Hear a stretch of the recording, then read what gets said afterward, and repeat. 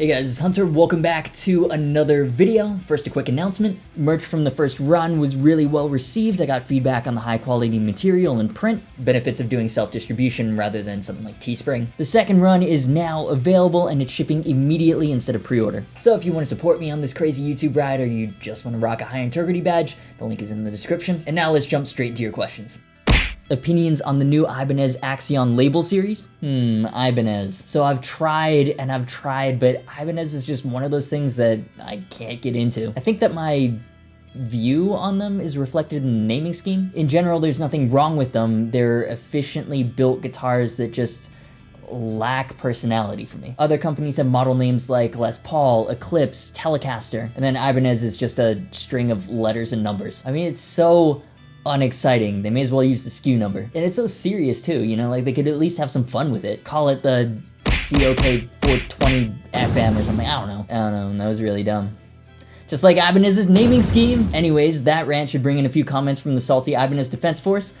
Let's talk about the new guitars. So last year, the big Ibanez reveal was the AZ series, and this year we've gotten the new Axion Label series. What are they all about? Well, I honestly don't know that much about the company, but it looks like their Indonesian-made Ibanez spec'd out to the absolute possible maximum. The most expensive one is $1,400 US, and they are decked out. Each one of them comes with a 5-piece Panga Panga walnut wizard neck, fingerboards with 16-inch radii, Goto locking tuners, and lumen lays. They also have sub-zero treated frets, which I guess is the same hardening process as the cryogenic treatment that Gibson started doing as well. Now I'll be doing my normal run-through and initial impressions of the lineup, but this time I've also enlisted the help of my friend Henning Pauly. If you're watching this video and somehow don't know Henning, he is the most devoted Skid Row fan I know, and he does some of the most in-depth gear reviews on the platform. You should definitely check his content out. He's actually played some of the new Axion models, so he'll be jumping in with clips here and there. I think this video will be up before his comes out, but if you're watching this in the future, it'll be linked in the cards. The first one that caught my attention right off the bat is the RGD 61 ALMS. Ugh, these names. This multi-scale seems to be a rebranded RGD IM6 FM iron label from last year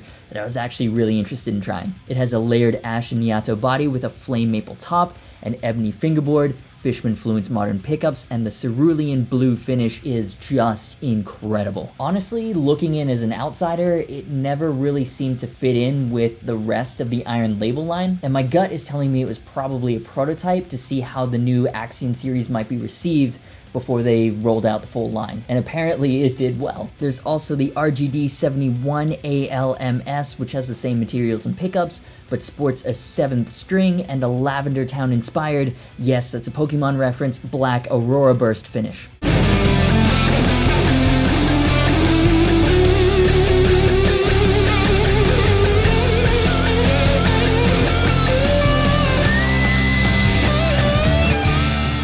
I'm not sure how I feel about the headstock shape on these and the big weird gap between the nut and headstock where there's still fingerboard for some reason, but I guess since I wasn't going to be buying one anyways, my opinion doesn't matter. Still think it's a weird design choice though. The next Axion RGD is the RGD 61 AL. I will give Ibanez this, while they need to work on their naming game, they know how to make some incredible looking blue finishes. Layered ash body with a 5mm thick flame maple top and a maple fingerboard. This one has a Gibraltar style bridge and DiMarzio Fusion Edge humbuckers. The RGD 71 AL is the 7-string version, same materials and hardware with an antique brown burst finish and an ebony fingerboard. Now on to the S models. The S61 AL and S71 ALs both have Niato bodies, ebony fingerboards, Gibraltar bridges, and direct mounted Fishman Fluence modern humbuckers. They come in a really subdued black mirage gradation finish.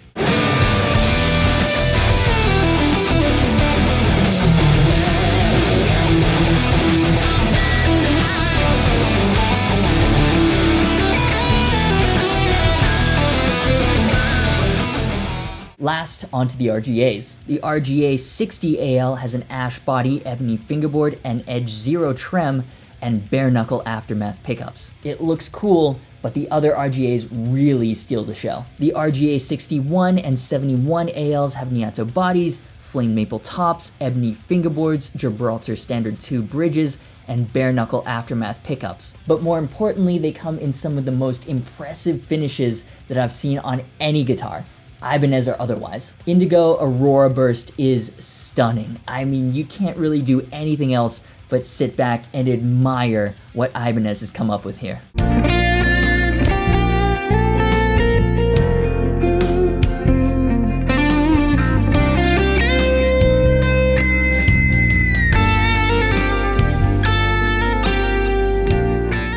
So there are a couple of overall guitar trends that this lineup really emphasizes to me. One, again, we're seeing more Fishman Fluence and bare knuckle pickups in place of EMG and Seymour Duncan and affordable production guitars. Two, manufacturers are getting a lot more creative and colorful in their finishes. Gibson's 2019 lineup, ESP's 2019 lineup, we saw manufacturers flirt with the vibrant PRS style finishes in 2018, but this year, bright finishes are truly in. And I think it's really smart. This is the first year where, even as a completely non-Ibanez guy, I can't stand those super thin necks and super flat fingerboard radii, I'm actually interested in giving them a shot. Not only interested, but excited. Maybe it's just because I'm incredibly shallow or whatever, but those finishes and that feature set for the money, it's just incredible. I just hope that they don't feel like cheap guitars with expensive parts thrown in. So I'll pass it on to you. Are you excited for Ibanez this year? Yes, no, and do you want to see demos of the Axion Label series? And if so, which ones? Poll in the top right. Only a couple I disagree with, but mostly agree with your picks.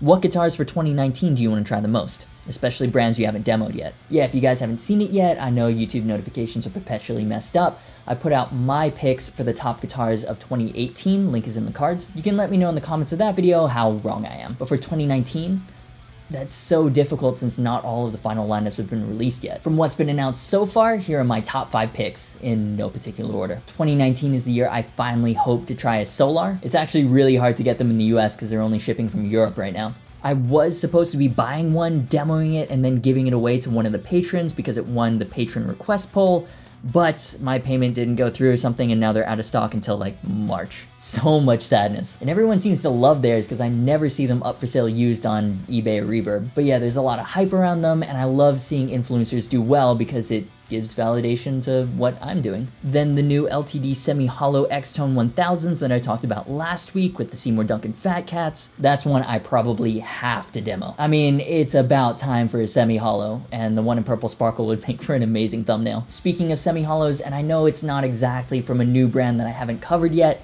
but I cannot wait for the Epiphone John Lee Hooker Zephyr. I'm getting one from Epiphone to throw in front of the 6505, so that should be a ton of fun. Also this year, I really want to demo a Balaguer. I've only played one, I think it was the Telly-inspired Thicket at NAMM last year at the JST booth, and it felt amazing. It sounded pretty good through the JST plugins as well. The Astra looks like a really cool take on the single cut. Of course, there's the Hyperion, Fluff Signature. I could fuck with any/all of that. It's pretty rare that you see an independent company like Balaguer pick up a bunch of relatively big name artists, so that's really cool to see. And last but not least, they are very much out of the price range I normally look at, but I would love to work on something with Mayonnaise. Those 3D sandblasted ash tops with the colored grain filler, like on the Cedius Gothic 6 and 7, are just unbelievable. Even just taking all the B-roll shots would be satisfying. Obviously, the new Rob Scallon 7-string signature has been unveiled, but otherwise, Chapman Guitars has been relatively quiet, so I can't wait to see what they have up their sleeves for 2019. I don't know, I guess it's just the fresh New Year's vibe. I'm excited for everything in 2019. I've got a Charvel on the way, at some point I'll pick up a St. Vincent,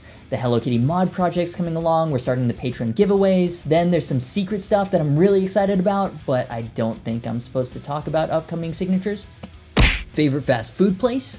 But in all seriousness, would you ever think about reviewing any Mitchell guitars? Affordable yet pretty reliable made in China guitars. If we're talking worldwide, it's gotta be Chinese KFC. I swear, their chicken, so crispy, but also, no joke, they serve some of the best Portuguese egg tarts like on the planet. I don't even like sweet stuff that much, but every time I go to China, I make sure to stop at KFC at least once just for those egg tarts. If we're talking US, I guess maybe McDonald's for the chicken nuggets, but I try not to have fast food that much. Blah, blah, blah, nobody cares about my eating habits, let's talk Mitchell guitars. So I thought Mitchell was Guitar Center's house brand, but then when I Googled it, I couldn't find any solid information about that. At any rate, they seem to have a pretty solid relationship with Guitar Center, and at least on the electric guitar front, they seem to be priced around $300 max. They've got a few different models. Let's start with my favorite in the form of the MS400 series. These are modern single cuts that look very much ESP Eclipse inspired, with the pointy horn and front lower spoon cut, and come in either black or honeyburst. They're kind of cool. You've got your standard mahogany body, but also a maple neck, a real rosewood fingerboard, which is rare to see on budget guitars nowadays because of the import costs, generic pickups, but they can be split. Side note, it's kind of nuts how standard coil splitting has become. Even when I started playing, it was considered, I don't know, like a premium feature. Nowadays, even $300 Harley Bentons and Mitchells have coil splitting. It's crazy. Then we've got a Graphtec Tusk XL nut, very important, locking tuners, and a tunematic bridge with a string through body design, which is cool. It's a little different to what you normally see on a single cut. Then there's the Strat-inspired TD 400 series. Alder bodies, bolt-on maple necks, rosewood fingerboards, and 2 finishes, black and 3-color sunburst with pearloid pick guards. 2 single coils and a humbucker in the bridge. Then we've got the Graphtec Tusk XL nut and locking tuners as well, but also a Wilkinson tremolo. Next up is the HD400 Hard Rock double cutaway series. It's like an Ibanez-esque type model with basswood bodies and maple necks.